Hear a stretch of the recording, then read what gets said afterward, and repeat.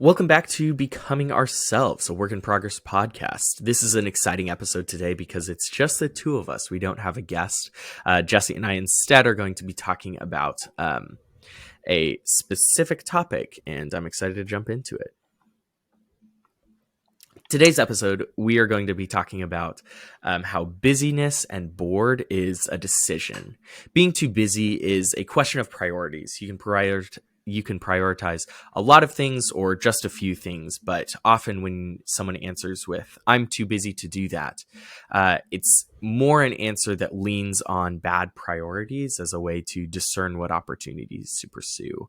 Saying I'm too busy to do that really is saying that this isn't a priority for me and this isn't something that I want to choose to invest in because there are other things that I want to be prioritizing.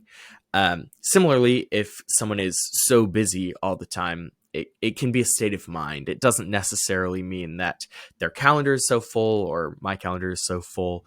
It means that they feel at capacity. That's not an objective thing. There's not a formula to figure out how busy you are. It really can rely on how organized you are in this season of life and your emotional ability to invest in a lot of different things or just invest deeply in a few things.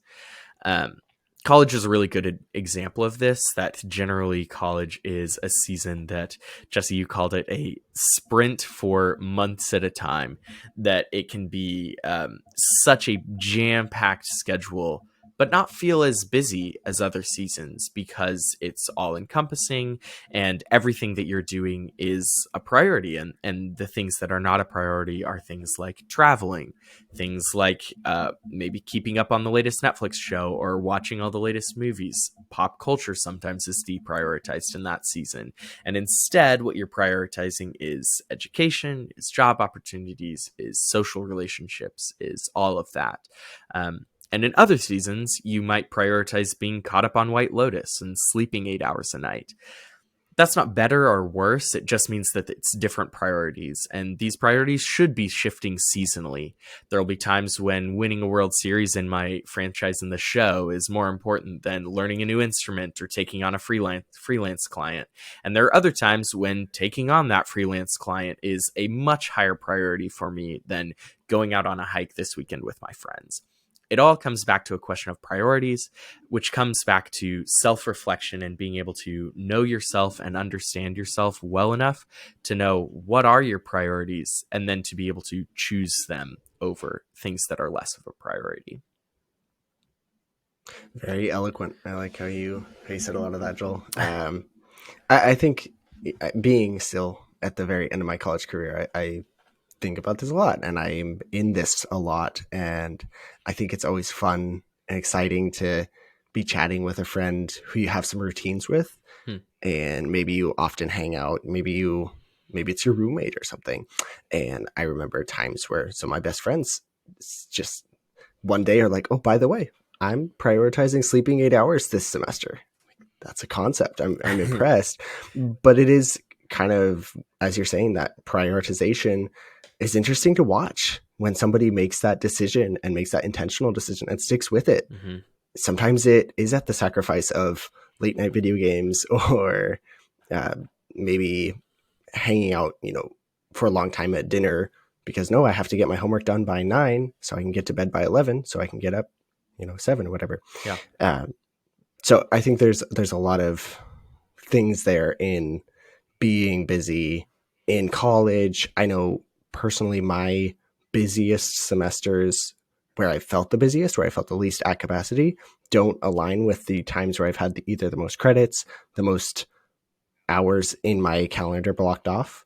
So I think there's a lot there that I don't know. I agree. They bounce back. There's a lot of factors that go into it.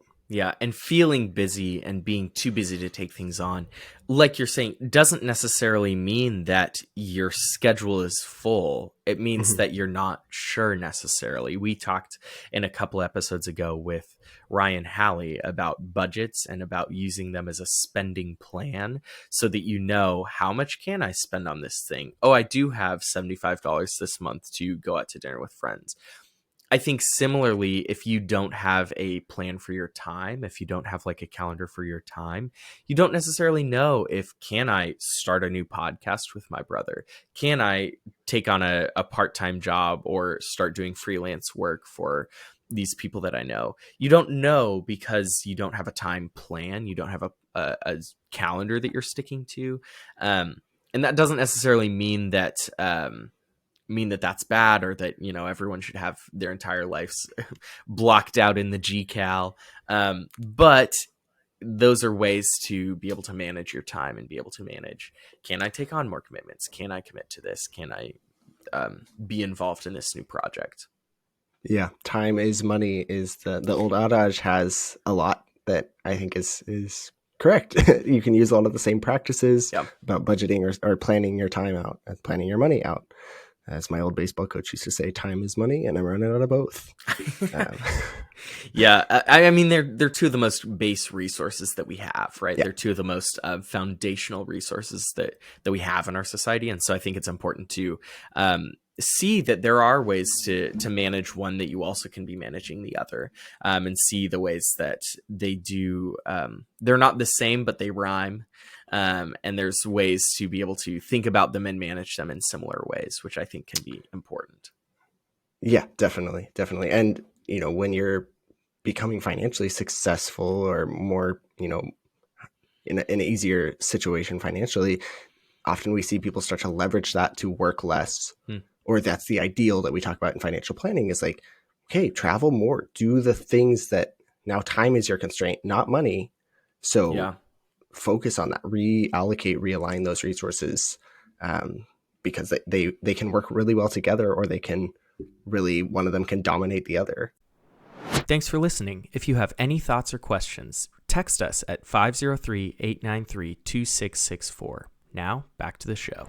Definitely. And I think like often when we read about time and money management, or when we read about these sorts of ideas, we read about them from people that are not in their 20s, and have net worths that are pretty high.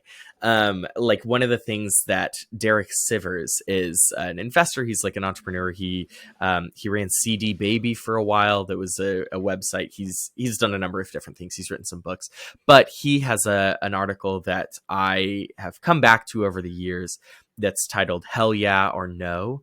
And I think he turned it into a book also, but in it, he talks about when you're presented with a new opportunity, when you're presented with a new idea, your answer should be one of two things. Your answer should be hell yeah, or your answer should be no. If you're not sure about something, if you're like, yeah, that sounds interesting, let me consider it, that really means your answer is no, because you're not jazzed about it, you're not excited about it, you're not really amped up about it.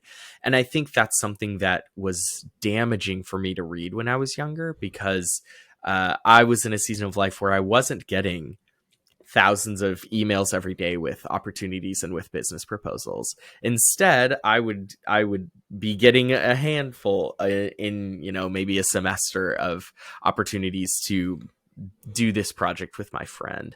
And I kind of applied this hell yeah or no framework to my life when I was 19, and was in a space where I really should have been operating the opposite. And I think I still am in a space where I should be operating from the opposite mindset of, my answer should not be hell yeah or no. My answer should be hell no or yeah.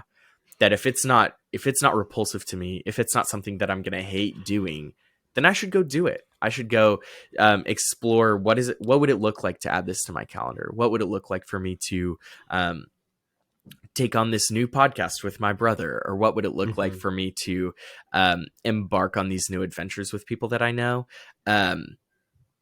If I'm not going to hate it, I think I should go try it, because I don't know what I'm going to love. I don't know what I'm passionate about yet. Yeah, absolutely. I mean, being young adults, there are a lot of opportunities there, but they're not just knocking on our door, right? We're Yeah. knocking on opportunities' door. And so I think we're not having to sort through 30 different people asking us for our money or our time. Right. We're hoping for one or two to ask us for that. And so, we don't maybe have the luxury of being picky there, and we also don't have the necessity of being picky there Yeah. as young adults. And there's places where we do, right? I mean, young adult college times can be times where you have a lot of friends, Yeah. a lot of social pressures, and that maybe is a place where we apply this hell yes or no uh, tool, this frame of mind in a sense, or at least have access to it, where it's Hmm. like if 5 people are asking you to hang out on a weekend or a day or a week even, maybe you do have to say, I'm going to push one back to the following week or a month down the line or something, because in that place we maybe are in a wealthier spot with a lot of opportunities, but maybe not in the business opportunity, maybe not in the joint venture, anything like that. So there's different spaces where, and those might fall off later in life. I mean, if you Yeah. have children, then you're going to have completely different pressures on that. You're going to just be in different life stages that invite different pressures on your resources. Yeah.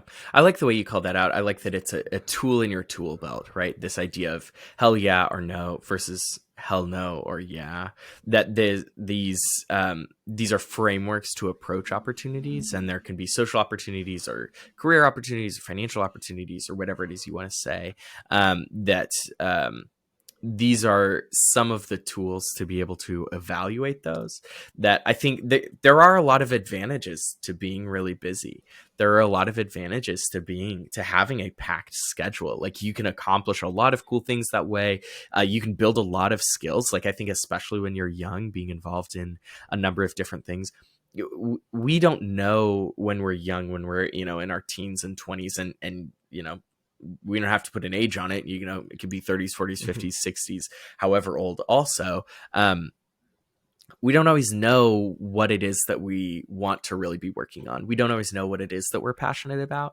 And by going through this sampling period of saying yes to 100 different things, you can sample a bunch of different things as a way to build some skills, learn time management, meet a lot of people, build new relationships, build a foundation of you've tried a lot of things. And now all right, I don't want to work in banking. I don't want to work in technology. I don't want to do this. I don't want to run a podcast. I don't want to be a content creator. What I really want to do is fill in the blank. And you're able to understand that. You're able to find that through this sampling period of saying yes to a bunch of different things, a bunch of different opportunities and people. And I think that's a really big benefit of being busy when you're young, when you're in a season of life where you're able to be busy.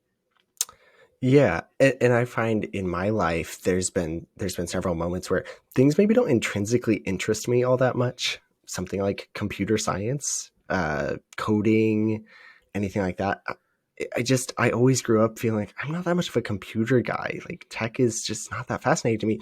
But in my junior year, I ended up taking, I had the opportunity to be less on the busy side and take 12 credits, but instead I added in an Excel class, just learn everything about Excel. I was like, this will probably benefit me. Said yes to it, was busy because it was a lot of homework, but I learned a good amount of the framework for computers and now have that in my toolbox. I'm by no means a web developer. I don't know any language except a little bit of Visual Basic, but now I'm able to apply that to my job, and I'm able to apply that to random projects I have. Yeah. Used it a little bit on the podcast just to, make some Excel sheets and whatnot. So I find that was an intrinsically interesting thing. That wasn't by any means a hell yes for me to go take a difficult and, a class with a bunch of computer science people, but I ended up really getting some valuable things out of it that are much more applicable to me now. Yeah. Yeah. That's cool. That's cool. I think that's a good example of a time when, instead of saying hell yes or no, you looked at it and you said, well, the answer's not hell no. I've got this Yeah. space for it. Let's go try it. Let's sample it. Let's, build another skill. Let's give it a shot. And maybe at the end of it, you're like, I didn't like this. This wasn't good. I'm not going to go use this again. But Now you've done it. Now you know that that's not something that you want to do. You've confirmed it. You've explored it a little bit. You've gone down that path a few steps, and you're able to say, nope, this isn't a path that I need to go down. Now I'm sure. Now I've learned, and I'm able to instead next semester go invest in a different plan. Next season, go invest in something else. Yeah, definitely. And, building those skills, that's a huge part. That's a, huge pro of being busy is you step foot in, put your foot in a lot of different doors or fingers in a lot of different pies, whatever the expression is. And I was thinking about like demystifying new things. Hmm. So I often find there's a lot of lingo, there's a lot of uh, mystery in new things that I haven't done before, sometimes in a good way, sometimes in a bad way, but especially in professional contexts, I Hmm. think, or some of the more skills, quote unquote, based things. And just diving in sometimes, you're not going to be the most efficient right away. You're never going to be the No. most efficient right away, but losing the mystery on it and understanding the mechanisms behind things, even just a little bit, Yeah. makes it a lot less scary and makes it that maybe 5-10 years down the road, even if you didn't love it, you're able to relate back to it. Yeah. David Epstein, the author, wrote the book Range, and in Range, he presents a lot of research that shows the more things that you try and the more things that you sample, the faster you're able to pick up new things. And Mm. so that's kind of like what you're talking about when you have tried a bunch of different stuff, and when you first took on your first new project. It was hard. You didn't understand what it was. It was hard to get up to speed. It was hard to learn that. It was hard to build the framework to be able to kind of thrive in this project or fail in this project, right? Maybe they're not all successes. They're not all wins. But the more times that you try new things, and even when you figure out, nope, this isn't for me, this isn't something that I want to do, the better you get at learning new things, learning new skills, so that once you've sampled a number of things, when you do dive into the one that you really are passionate about, that I've decided that firefighting is the thing that I want to focus on. Because you've tried different things in the past, you're going to be a better firefighter than you would be having not tried those other things. And so there is a lot of value even in taking a couple of steps down this path, saying no, closing the door, moving down something else. It's okay to quit a bunch of things Mm. because they're not the things for you. And that helps you to understand not only what the thing is for you, but it helps you to bring different perspectives. It helps you to bring a more varied perspective when you do commit to the path that you want to go down. Yeah, yeah. I often think I was a Spanish tutor for a little while in high school, and something I found in teaching is you can teach one end result through a lot of different frameworks. And so I found it was really different to teach a really science-based person grammar, Spanish grammar. It's like, well, think of this verb form as like potential energy and then Hmm. turn it into kinetic energy or whatever. I honestly don't understand enough about science to be a super gifted teacher on that one. But then the math person is able to be like really formulaic. Yeah. The creative person, well, obviously, Spanish or language is considered to be creative in its essence, but finding the end result through kind of any different lens is often possible. Hmm. So Yeah. That's great. That's great. And we don't always have to be busy either. There's seasons of life to be busy, and there's seasons of life that it's okay to step back and not be busy. It's okay to get bored. That's okay. That doesn't mean you're dumb. It doesn't mean you're not accomplishing things. It doesn't mean you have anything wrong with you. There's a lot of pros to a season of life where you're bored and where you've kind of cleared your calendar of things. Also, it gives you the chance to have more self-reflection. It gives you the chance to process things, to process through a lot of emotions, like to process through grief more.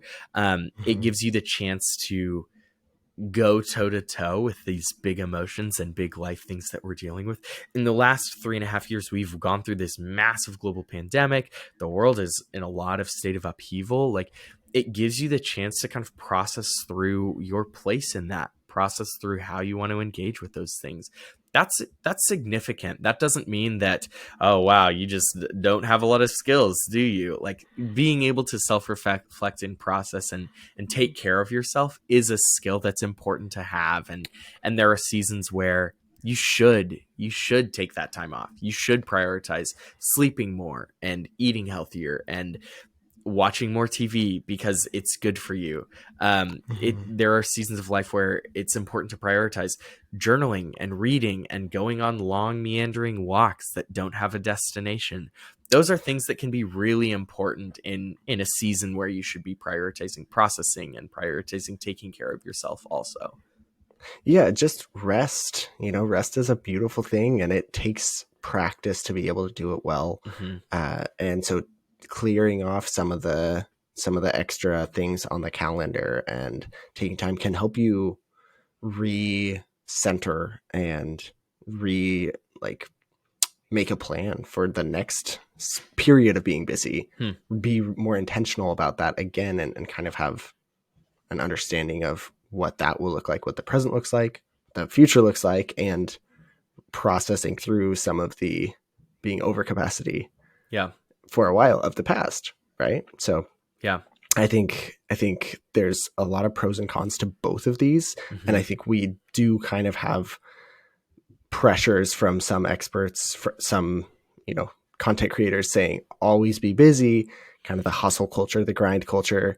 And then there's obviously the other ones who are like, I'm not doing anything, I am just taking naps, this is what I'm doing right now, you should be doing this too. Well, maybe a lot of it's just there's not a lot of should, Hmm. but I think there's people who have made either one of these their identity, their mission, their goal, and both are again tools. Both are Yeah. really useful things, neither inherently good nor bad, but balancing them out and thinking about both of them as a framework. Yes, and I think it's important to understand when you are in one of those seasons that it's okay to be in the season that you're in. You don't have to rush through them. Like, there's value in leaning into the season that you're in. But it's important to be aware that, like, I just started a new job. Like, I'm saying yes to a lot more things right now than I was saying yes to 3 months ago when I was first laid off, and when I was Mhm. like, no, I want to say no to everything, and I'm just gonna rest. I'm gonna recover. I'm gonna prioritize my own physical and mental health for a month, a couple of weeks, and take that time back. And then I'm going to jump into something. But for now, I'm not doing that. And there's value in choosing. There's value in making the decision.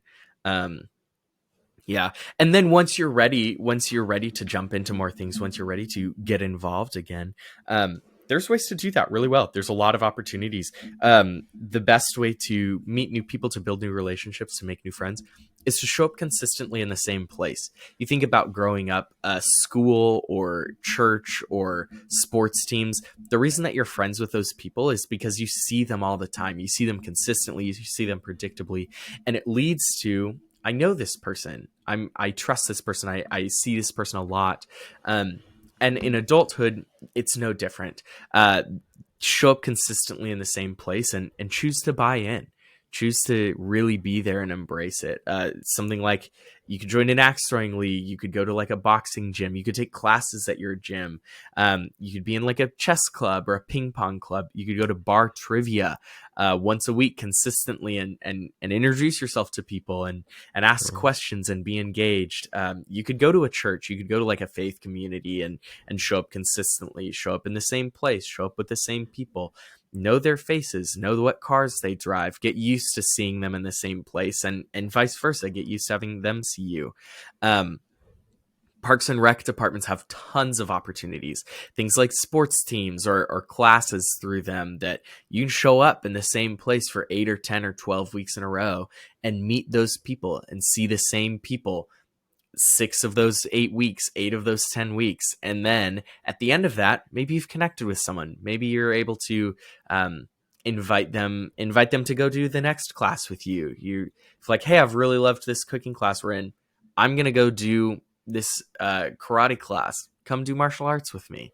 Um, and there are ways to then move out of a season of rest, a season of boredom, into more more busy seasons with fuller schedules. Yeah, definitely. And showing up in these places, if you're showing up in an axe throwing league consistently, well, you have automatically a shared interest with these people because they Yes. also are choosing this decision. So maybe there'll be people who turn into lifelong friends or current friends or whatever. But showing up to a chess club, again, you have that shared interest. You have that thing you can talk about and then build off of in the future, which is a really great experience. And the other thing is, often these two go into hand in hand. So being in a season of boredom typically doesn't mean you have zero things going on, and being in a season of extra busyness ideally doesn't mean you have zero free time. Yeah. The best case is a blend, right? Where there's periods of you're in much more busyness, but you still have a Saturday free. You Yeah. still have this 1 or 2 hours after dinner. You still have whatever. And you can still be in a period of boredom or rest, but also be in that axe throwing league. And so it doesn't mean cutting off everything, and it doesn't mean saying yes to every single thing. It still maintains the balance, which I think is kind of the goal here. Yeah. That's a great call out. The nuance is important, that it doesn't have to be binary one or the other, that it can be blends and that these can work together. Yeah, I think it is really important. And I hope that today we've provided some framework, some food for thought, some things to chew on. And if you have some thoughts, if you do have some things to chew on with that, please reach out. Shoot us a text 503-893-2664. I'll cut out the first number so that people don't actually text the wrong number. If you're watching it, it's on the screen below. Leave a comment, subscribe, let us know what you think, and give us some ideas for next time. Yeah, thank you very much. Take care, everybody. Welcome to Becoming Ourselves, a work in progress podcast, where we explore how to become healthy, wealthy, and wise. This podcast is for young adults who are, like us, navigating this adult adolescence of self-discovery and personal growth.